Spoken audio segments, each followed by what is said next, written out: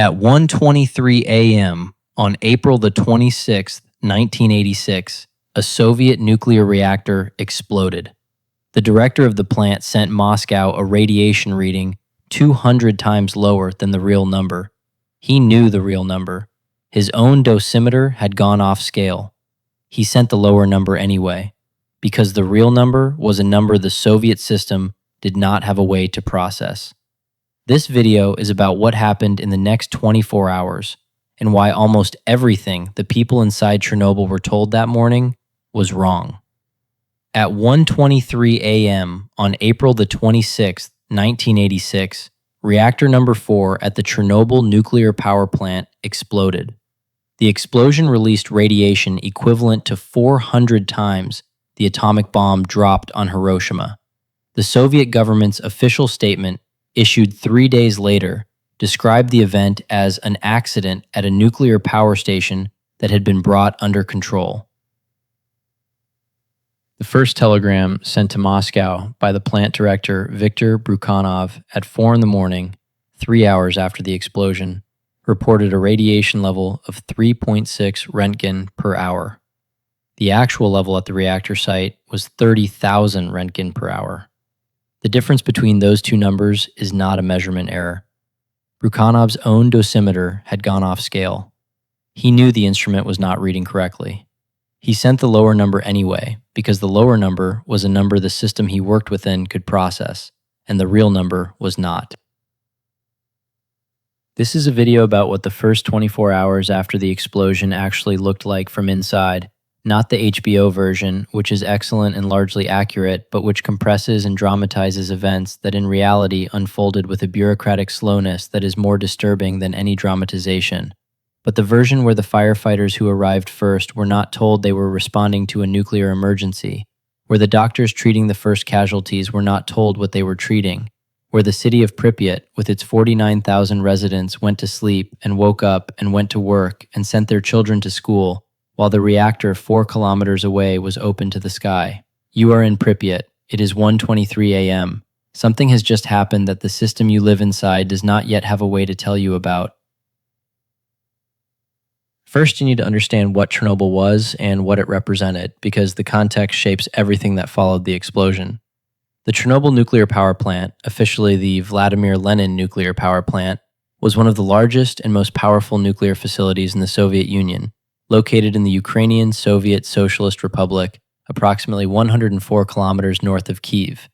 By 1986, it had 4 operational rbmk 1000 reactors, a Soviet design that differed from Western reactor designs in ways that would become catastrophically relevant on the night of April the 25th to 26th.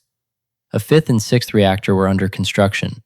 The plant employed approximately 14,000 people and was considered a flagship of Soviet nuclear technology, a demonstration of the Soviet Union's mastery of peaceful atomic energy. Pripyat, the city built to house the plant's workers and their families, was founded in 1970 and was, by Soviet standards, an exceptionally desirable place to live. It had a population of approximately 49,000 people, predominantly young. The average age was 26, because the plant attracted young engineers and technicians and their young families. It had well-stocked shops by Soviet standards, a culture palace, an amusement park whose Ferris wheel was scheduled to open for the May Day holiday that was now 5 days away, 16 kindergartens, and a general atmosphere of optimism, rooted in the prosperity that proximity to a major industrial installation provided in the Soviet economy. The people of Pripyat were, by the standards of their country and their time, doing well. They had no reason on the evening of April the 25th to believe that any of this was about to change. The explosion was the result of a safety test that had been scheduled, postponed, and rescheduled multiple times over the preceding year. The test was designed to determine whether, in the event of a power loss, the turbine spinning down after shutdown could generate enough electricity to power the reactor's cooling pumps during the 60 to 75 seconds before the emergency diesel generators came online. This was a genuine safety concern. The gap in power during that transition period was a known vulnerability, and the test had been attempted and failed in previous years without producing catastrophic results. On the night of April the 25th to 26th, the test was conducted under conditions that combined an unstable reactor state with a series of operator decisions that, in retrospect, form a chain whose logic is comprehensible at each individual step and catastrophic in its cumulative effect. The reactor had been brought to a low power state for the test.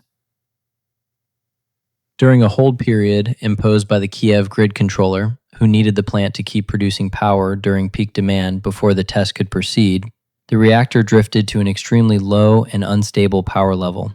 The operators attempted to raise power, which left the reactor in a state that the rbmk design's physical characteristics made inherently dangerous at low power, a property called a positive void coefficient, which means that as the cooling water in the reactor begins to boil and form steam bubbles, the nuclear reaction accelerates rather than slowing down as it would in most Western reactor designs.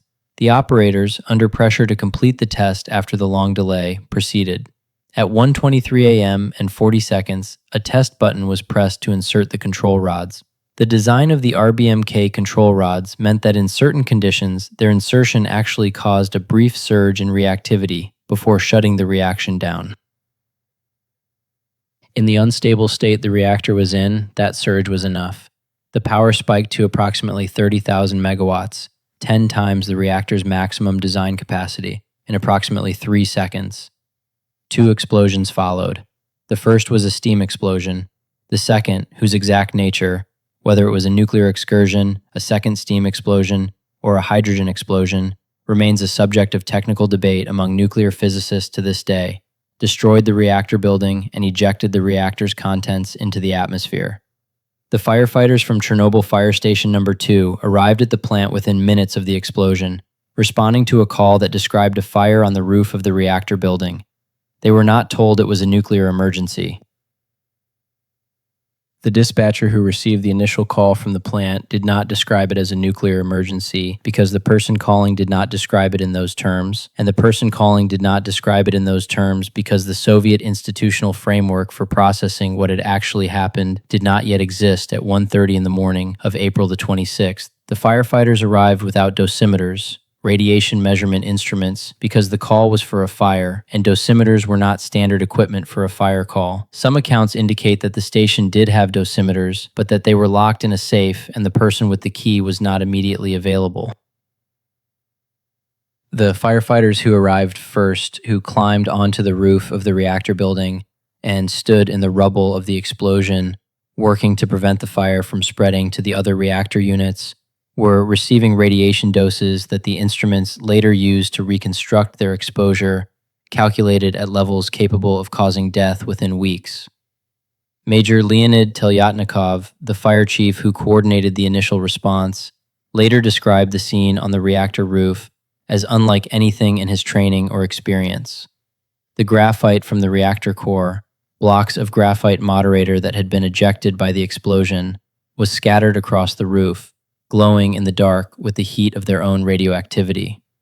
The firefighters, not knowing what they were looking at, kicked the graphite blocks aside to clear paths through the debris. Some of them picked up pieces by hand. The graphite blocks were intensely radioactive. The firefighters who handled them directly received doses that their bodies registered within hours. The metallic taste in the mouth, the burning sensation on exposed skin, the nausea that the medical literature on acute radiation syndrome identifies as early symptoms of exposure at lethal levels. They continued working. They had been told it was a fire. You fight fires. Brukhanov's telegram to Moscow arrived at 4 in the morning, and its contents, the 3.6 Röntgen figure, shaped the Soviet government's response in the critical hours when the response could still have made a difference to the people of Pripyat. The number 3.6 Röntgen per hour is not a safe level of radiation, but it is a manageable one by the standards of nuclear accident response protocols. It is the kind of number that activates a measured institutional response, rather than an emergency one. It is not the kind of number that prompts the immediate evacuation of a city of 49,000 people. The real number, 30,000 Röntgen per hour at the reactor site, with levels varying across the plant and the surrounding area in ways that the available instruments were not calibrated to measure, was the kind of number that, if it had been reported accurately, would have produced a different institutional response. The telegram that was sent instead produced the response appropriate to the number it contained, rather than the reality it was supposed to describe.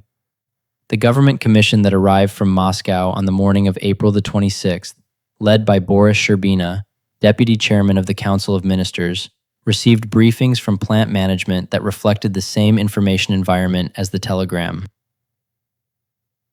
The initial Soviet institutional response to Chernobyl was not, in its first hours, a cover-up in the sense of a deliberate decision to deceive. It was something more systemic, and in some ways more disturbing. A bureaucratic system responding to the information it had been given, and the information it had been given had been shaped by the incentive structures of the system itself, in which reporting a catastrophic failure was personally dangerous, and reporting a manageable problem was institutionally manageable. Bryukhanov had spent his career in a system where bad news had consequences for the person delivering it. The number he sent to Moscow was the number the system had trained him to send. In Pripyat, on the morning of April the 26th, the day proceeded with an abnormality that was visible to people close to the plant and invisible to people farther away, and the line between those two categories was not drawn by physical distance alone, but by institutional position and information access. Workers at the plant who came in for the morning shift encountered a situation that their colleagues described to them with varying degrees of accuracy and alarm. Emergency vehicles were visible. The reactor building's damage was visible from certain vantage points. The smell that multiple witnesses described, an unfamiliar chemical smell that some compared to ozone, which is produced by ionizing radiation's interaction with air, was present in parts of the town closest to the plant. But the kindergartens opened, the schools opened, children went to class. The May Day parade, scheduled for 5 days hence, was still being planned. The market operated. The medical clinic in Pripyat began receiving patients in the morning hours, workers from the plant, firefighters, people who lived near the plant, with symptoms that the clinic's physicians recognized as consistent with acute radiation syndrome, but which they were, initially, not authorized to diagnose as such because the official classification of the event did not yet include the word radiation in its description. The physicians treated the symptoms. They were not told, in the first hours, what was causing them. Some of them received significant radiation doses themselves in the process of treating patients whose clothing and skin were contaminated with radioactive particles. Now we need to talk about the iodine tablets, because the iodine tablet decision is one of the clearest illustrations of the cost of the information management that characterized the first 24 hours. Potassium iodide tablets, taken before or immediately after radiation exposure, saturate the thyroid gland with stable iodine and prevent it from absorbing radioactive iodine 131, one of the isotopes released in significant quantities by the Chernobyl explosion. Iodine 131 has a half-life of approximately 8 days, which means it decays relatively quickly, but in the days immediately following the explosion, the concentration in the environment around Chernobyl was sufficient to cause significant thyroid damage, particularly in children whose thyroids are more active and therefore more vulnerable to radioiodine uptake than adult thyroids. Potassium iodide tablets were available in the Soviet civil defense system. They were not distributed to the population of Pripyat on April the 26th. The decision not to distribute them was not made by a single person choosing to withhold a known protective measure. It was the result of the same information environment that produced Brukhanov's telegram, a system in which the authorization to distribute civil defense materials in response to a nuclear emergency required a classification of the event as a nuclear emergency, and the classification of the event as a nuclear emergency required information that the people with the authority to make that classification were not receiving in accurate form. By the time the evacuation of Pripyat was ordered, 36 hours after the explosion, on the afternoon of April the 27th, the window for effective potassium iodide prophylaxis had largely closed. The thyroid cancer cases that appeared in the years following Chernobyl, concentrated in Belarus, Ukraine, and parts of Russia, and affecting disproportionately the children who were in the Pripyat area in the days following the explosion, are the measurable consequence of that 36-hour window. The evacuation of Pripyat on April the 27th was conducted with a speed and organization that Soviet civil defense planning had prepared for in theory, and that the actual circumstances of the evacuation made considerably more complicated in practice. Residents were told to take documents, money, and enough food and clothing for 3 days, because they would be returning in 3 days when the situation had been addressed. This was not true, and the people organizing the evacuation knew it was not true. But telling people they were leaving permanently would have produced a different kind of evacuation. Slower, more contested, more likely to result in people refusing to leave or attempting to take more than the buses could carry. The 3-day framing was a management decision. The people of Pripyat boarded the buses with 3 days of belongings and left the city in approximately 3.5 hours. They did not return. The city has been uninhabited since April the 27th, 1986, and the official exclusion zone established around the plant remains in place today. The firefighters who had worked on the reactor roof in the first hours were evacuated to Hospital No. 6 in Moscow, the Soviet Union's specialist facility for radiation injuries. There were 134 of them who received doses sufficient to cause acute radiation syndrome. Of those, 28 died within the first 4 months.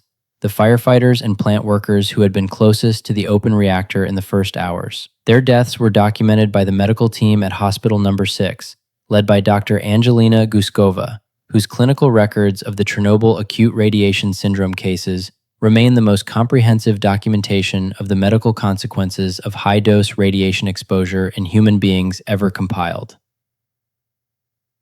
The firefighters who died knew, by the time they reached Moscow, that they were dying.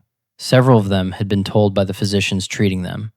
Several of them had worked it out from the symptoms. Their bodies had been doing what bodies exposed to lethal radiation doses do, which is failing in sequence. The bone marrow first, then the immune system, then the other organ systems, in a progression that the physicians at Hospital No. 6 could observe and document and treat palliatively, but could not stop. The numbers associated with Chernobyl are among the most contested in the history of nuclear accidents.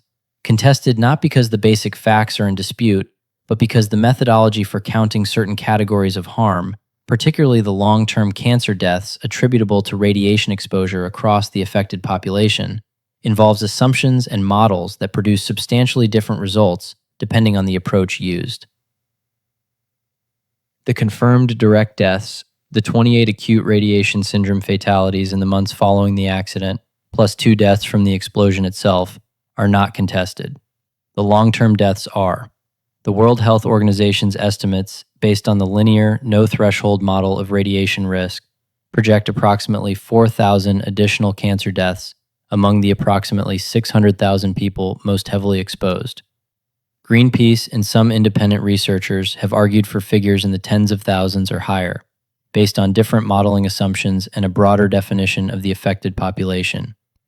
The UN Chernobyl Forum report of 2005, representing the consensus of 8 UN agencies, estimated approximately 4,000 additional cancer deaths. The debate about the correct number reflects genuine scientific uncertainty about low-dose radiation risk rather than bad faith on any side, and anyone who tells you the number is settled is overstating the current state of the evidence. What is not contested is the geographical scale of the contamination. The explosion released approximately 5% of the reactor's radioactive core into the atmosphere, a quantity of radioactive material that was carried by wind patterns across Ukraine, Belarus, and large parts of Europe. The most contaminated areas were in northern Ukraine and southern Belarus, where rainfall in the days following the explosion deposited radioactive particles from the plume. The exclusion zone established around the plant covers approximately 2,600 square kilometers. Approximately 350,000 people were eventually relocated from the most contaminated areas in the years following the accident. The reactor itself was encased in a concrete and steel structure, the sarcophagus, constructed at enormous human cost in the months following the accident, and then enclosed in a second, larger structure, the new safe confinement, completed in 2016, 30 years after the explosion, designed to contain the remains of the reactor for the next 100 years. Mikhail Gorbachev, who had been General Secretary of the Communist Party for just over a year when Chernobyl happened, later said that the accident was perhaps the real cause of the collapse of the Soviet Union, more than any political or economic factor. The statement is arguable as history, but not as personal testimony. Chernobyl demonstrated, in a way that no amount of glasnost rhetoric could have manufactured, that the Soviet system's relationship to truth was incompatible with the management of a technological civilization. A system that trained its managers to report the number the system could process, rather than the number that was real, was a system that could not safely operate nuclear reactors, or, as the subsequent years would demonstrate, much else. The Ferris wheel in Pripyat was never opened. It was assembled and ready for the May Day holiday that was scheduled 5 days after the explosion. It is still there, in the exclusion zone, visible in the photographs that tourists and journalists take when they visit the abandoned city. It has become one of the most photographed objects in the world, a symbol of interruption, of a future that was prepared and never arrived. The children who would have ridden it on May the 1st, 1986, were on buses leaving the city on April the 27th, carrying 3 days of belongings and being told they would be back. The Ferris wheel has been waiting since then. It will keep waiting for approximately another 20,000 years, which is roughly the half-life of the plutonium-239 that is still present in the soil around it, and which gives you some sense of the timescale on which the consequences of 1:23 a.m. on April the 26th, 1986 are still being measured.